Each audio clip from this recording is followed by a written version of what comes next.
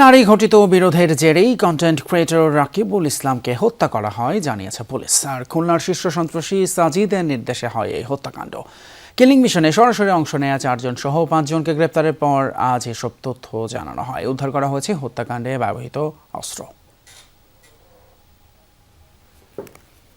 গেল 15 মার্চ রাতে রাজধানীর কেন্দ্রীয় শহীদ মিনার এলাকায় ছুরিকাঘাত ও গুলি করে হত্যা করা হয় কন্টেন্ট ক্রিয়েটর রাকিবুল ইসলামকে।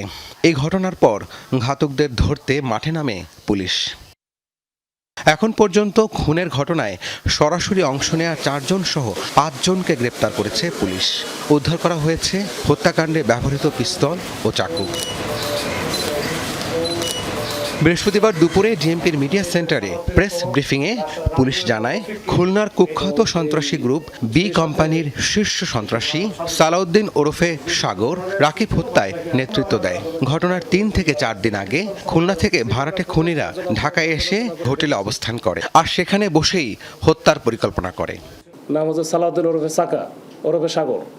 তো তাকেও ধরলাম। সে হচ্ছে মূলত ওই বি কোম্পানির একজন বড় ধরনের একটা দুর্ধর্ষ সন্ত্রাসী। তো যার কথা শুনলে ওই এলাকায় নাকি মাস্তানি, মানে ব্যাপক বড় মাস্তান আর কি, ওইখানে সবাই চুপচাপ থাকে আর কি। তো তাকে আমরা যখন ধরলাম, যে সেই বিষয়গুলো পুরো টোটাল বিষয়টা কোঅর্ডিনেট করছে। পুলিশ বলছে টিকটকার রাকিব হত্যার নেপথ্য কারণ পরকীয়া ও অনৈতিক সম্পর্ক। সে তো নিজে বিবাহিত, 2-3 বছর আগে মানে বিয়ে করেছে। তারপরও সাফা নামে একটা মেয়েকে মনে হয় 4-5 মাস আগে সে বিয়ে করে। এটা অনেকটা বাজি ধরে বা এরকম কিছু। এই যে জান্নাত বা মনের সাথে তার যে সম্পর্ক, তো এইটাকে হয়তো বা এই সাজিদ সন্ধ্যের চোখে দেখতো বা এটা নিয়ে মনোমালিন্য না, এবং এই বেশ কিছুদিন যাবৎ সাজিদ কিন্তু তাকে থ্রেট করে আসতেছে। খুলনা অঞ্চল থেকে যারা আসছে এই প্ল্যান করে তাদেরকে কিন্তু পাঠায় দেয় যে রাকিবকে এই কিল করার জন্য। এই ঘটনায় জড়িত অন্যদেরও গ্রেফতারে অভিযান চলছে বলে জানান এই পুলিশ কর্মকর্তা।